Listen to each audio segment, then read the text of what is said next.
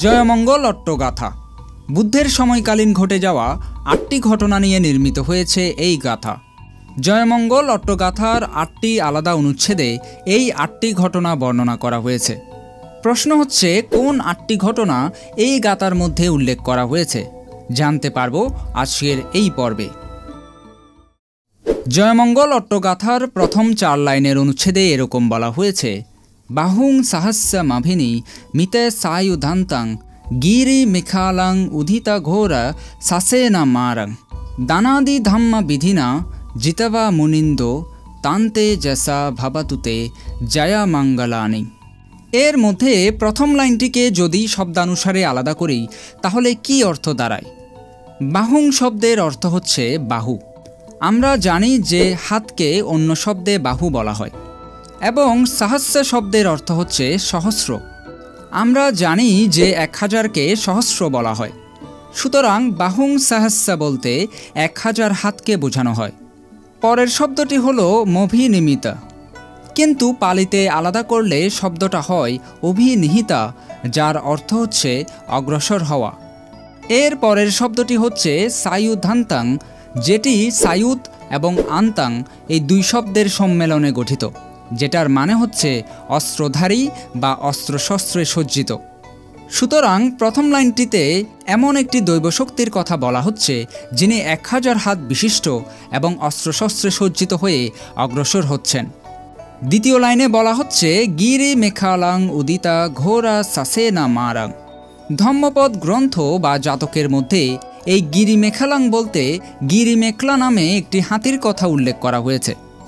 এরপর উদিতা শব্দের অর্থ হচ্ছে আরোহণ করা, অর্থাৎ গিরি মেখালাং উদিতা শব্দের অর্থ হচ্ছে গিরিমেখলা হাতির উপর আরোহণ করে।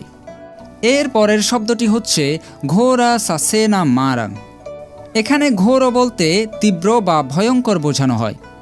আমরা যেমন অনেক সময় বলে থাকি যে ঘোরতর যুদ্ধ হচ্ছে, অর্থাৎ ভয়ঙ্কর যুদ্ধ হচ্ছে। এর পরের শব্দটি হচ্ছে সাসেনা মারাং। সাসেনা শব্দের অর্থ হচ্ছে সৈন্যসহ, আর মারাং শব্দের অর্থ হচ্ছে মার, যেটি একটি অশুভ শক্তি। সুতরাং প্রথম ২ লাইনের বিশ্লেষণ করলে এমন দাঁড়ায় যে ১০০০ হাত বিশিষ্ট মার সৈন্য সামন্ত নিয়ে গিরিমেখলা হাতির পিঠে আরোহণ করে অগ্রসর হচ্ছে। তৃতীয় লাইনে বলা হচ্ছে, দানাদি ধাম্মা বিধিনা জিতাবা মুনিন্দো। এখানে দানাদি ধাম্মা বিধিনা শব্দের অর্থ হচ্ছে দান এবং ধর্মের প্রভাবে। জিতবা শব্দের অর্থ হচ্ছে জয় করেছেন, এবং মুনিন্দ হচ্ছে স্বয়ং বুদ্ধ। আমরা জানি যে বুদ্ধকে শাক্যমুনিও বলা হয়। এবং অনুচ্ছেদের সর্বশেষ লাইনে বলা হচ্ছে, তান্তে যশা ভবতুতে জয়া মঙ্গলানি। তান্তে যশা শব্দটি ২টি শব্দের মাধ্যমে গঠিত হয়েছে, তাং এবং তেজসা। তাং শব্দের অর্থ হচ্ছে সেই, এবং তেজসা মানে হচ্ছে তেজ। তেজ বলতে বোঝায় আধ্যাত্মিক শক্তি। এরপর ভবতুতে এর মধ্যে ভবতু শব্দের অর্থ হচ্ছে প্রাপ্ত হওয়া, আর তে শব্দের অর্থ হচ্ছে তোমার। পরিশেষে সর্বশেষ শব্দটি হচ্ছে জয়মঙ্গলানি, অর্থাৎ জয়মঙ্গল হোক। সুতরাং তান্তে যশা ভবতুতে জয়মঙ্গলানি শব্দের অর্থ হচ্ছে সেই তেজের প্রভাবে তোমার জয়মঙ্গল হোক। সুতরাং এই পুরো ৪ লাইনের অনুচ্ছেদটিকে বিশ্লেষণ করলে এমন দাঁড়ায়, যিনি ১০০০ বাহুতে অস্ত্র নিয়ে গিরিমেখলা হাতির পিঠে আরোহণ করে সৈন্য সামন্ত নিয়ে ভয়ঙ্কর যুদ্ধে অগ্রসর হয়েছিলেন, সেই মারকে যিনি দান এবং ধর্মের পথ অনুসরণ করে জয় করেছিলেন, সেই মহামুনি বুদ্ধের তেজপ্রভাবে তোমার জয়মঙ্গল হোক। আমরা সকলেই জানি যে এখানে কোন ঘটনাটির কথা বলা হয়েছে।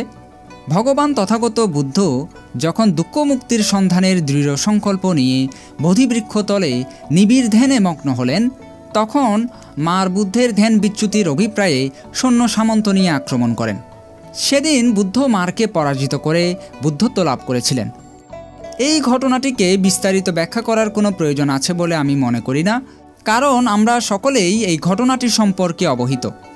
তবে যেই বিষয়টি জানা প্রয়োজন সেটা হচ্ছে মার আসলে কে।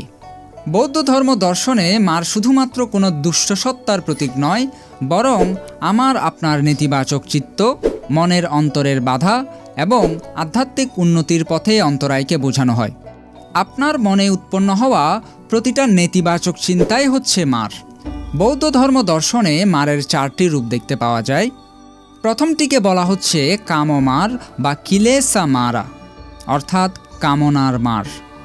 আমাদের মনের লালসা এবং কামনা বাসনা উৎপন্ন হয়ে ধ্যান সমাধির পথে যেই চিন্তাগুলো বাধার সৃষ্টি করে সেটাই হচ্ছে কামমার। এর পরের মার হচ্ছে স্কন্দমার বা খণ্ডমার, বাংলায় হচ্ছে উপাদান মার। পঞ্চ উপাদান অর্থাৎ রূপ, বেদনা, সংজ্ঞা, সংস্কার এবং বিজ্ঞানের প্রতি আসক্তি হচ্ছে এই স্কন্দমার। তৃতীয় মারটি হচ্ছে মৃত্যুমার। মৃত্যুমার হচ্ছে শারীরিক মৃত্যু বা দেহের বিলুপ্তি। এটি জন্ম মৃত্যুর সংসার চক্র থেকে আমাদেরকে বেরিয়ে যেতে বাধা প্রদান করে। চতুর্থটি হচ্ছে অভিসংখ্যার মার। অভিশব্দের অর্থ হচ্ছে সংকল্প। আমাদের দৈনন্দিন জীবনের খারাপ সংকল্প এবং প্রবণতা, যেটা প্রতিনিয়ত আমাদেরকে জন্ম মৃত্যুর চক্রে আবদ্ধ করে রাখে, সেটাই হচ্ছে এই অভিসংখ্যার মার। সুতরাং আমরা বুঝতে পারি যে মার আলাদা কোনো দৈবিক শক্তি নয়, মার আমাদের নেতিবাচক চিত্তের মধ্যেই বিদ্যমান।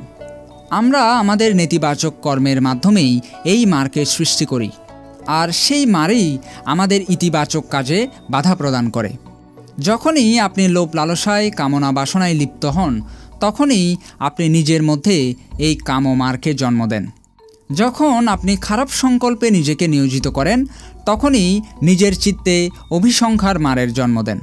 পরবর্তীতে আপনি যখন ধ্যান সমাধিতে নিজের চিত্ত নিবিষ্ট করার চেষ্টা করেন, তখনই আপনার নিজের মধ্যে জন্ম নেওয়া লোভ, দেশ, মোহরূপে যেই মারকে আপনি সৃষ্টি করেছেন, সে মার আপনাকে আক্রমণ করে। এই আক্রমণ কোনো দৈহিক আক্রমণ নয়, এই আক্রমণ হচ্ছে মনের সাথে মনের আক্রমণ। এই আক্রমণ হচ্ছে আপনার ইতিবাচক চিত্তের সাথে নেতিবাচক চিত্তের আক্রমণ, যেটা বুদ্ধের সাথে ঘটেছিল। বুদ্ধের জন্ম জন্মান্তরের পারমী নীতি, আদর্শ, প্রজ্ঞার মাধ্যমে যে ইতিবাচক চিত্ত তিনি সৃষ্টি করেছিলেন, তার কাছে স্বল্প সময়ে জন্ম নেওয়া লোভ, দেশ, মোহ সেদিন পরাজিত হয়েছিল। মনের সাথে মনের যুদ্ধকে পরিপূর্ণরূপে তুলে ধরতেই মারকে মূলত ছবির মধ্যে এভাবে ভয়ঙ্কর রূপে ফুটিয়ে তোলা হয়। তবে আমাদের নেতিবাচক চিত্ত এই 1000 হাত বিশিষ্ট অশুভ শক্তির চাইতেও বেশি শক্তিশালী। অস্ত্রশস্ত্রে সজ্জিত ব্যক্তিকে হারানোর চাইতেও নিজের নেতিবাচক মন মানসিকতাকে হারানো আরও বেশি কঠিন। কিন্তু বুদ্ধ সেদিন সকল প্রকার নেতিবাচকতাকে উপেক্ষা করে নিজের দৃঢ় সংকল্পে অটল থেকেছিলেন বলেই তিনি জগতে বুদ্ধরূপে আবির্ভাব হতে পেরেছিলেন। অপরদিকে আমরা চিরকাল এই দুঃখের ভবচক্রে আবদ্ধ থাকি, কারণ আমরা আমাদের নিজের মধ্যেই এই মারকে লালন করি, নিজের মধ্যেই এই মারগুলোকে আমরা শক্তিশালী করে তুলি, যার কারণে ইতিবাচক চিন্তা কখনোই নেতিবাচক চিন্তার সাথে পেরে ওঠেনি। আপনার নেতিবাচক চিন্তাগুলো প্রতিনিয়ত জিতেছে বলেই আমরা প্রতিনিয়ত দুঃখের ভবচক্রে আবদ্ধ থাকি, এবং আমরা ততক্ষণ পর্যন্ত আবদ্ধ থাকব যতক্ষণ পর্যন্ত নিজেকে শীল, সমাধি এবং প্রজ্ঞার মাধ্যমে নিজের চিত্তকে শক্তিশালী করে না তুলতে পারব। যাই হোক, বুদ্ধের সাথে মারের এই যুদ্ধকেই জয়মঙ্গল অট্টগাথার প্রথম অনুচ্ছেদে বর্ণনা করা হয়েছে। জয়মঙ্গল অট্টগাথার দ্বিতীয় অনুচ্ছেদে বলা হয়েছে, মারা তীরে কামাভিয়ু জিত সাব্বরাত্তিং ঘোরাম্পানা লাভাখামা মাতাদ্দায়াক্ষাং খান্তি সুদান্তা বিধিনা জিতাবা মুনিন্দো তান্তে জাসা ভাবাতুতে জয়া মঙ্গলানি। আলোবক নামের এক যক্ষ বুদ্ধের সাথে তর্কযুদ্ধে লিপ্ত হয়েছিলেন, যেটা এই অনুচ্ছেদে বর্ণিত হয়েছে। কি হয়েছিল সেই তর্কযুদ্ধ আমরা পরবর্তী পর্বটিতে জানতে পারব। সবার প্রতি অনুরোধ থাকবে, কমেন্টে দেওয়া লিঙ্কে আমার নতুন পেজে সবাই ফলো করে রাখবেন। পরবর্তী পর্বসমূহ এই পেজটিতেই আপলোড করা হবে। সবাইকে আন্তরিক ধন্যবাদ জানিয়ে এই পর্বটি এখানেই সমাপ্ত করছি।